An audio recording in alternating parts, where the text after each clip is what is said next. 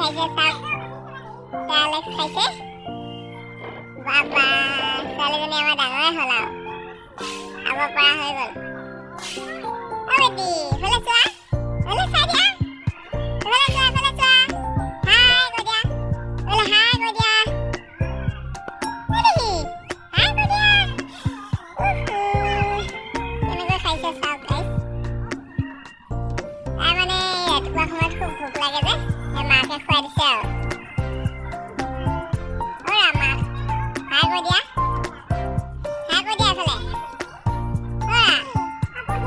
হাই কৈ দিয়াচোন এফালে এৰিয়ে নিদিয়ে মাকৰ হাতখনো এৰি নিদিয়ে বাতিটো এৰি নিদিয়ে চাওক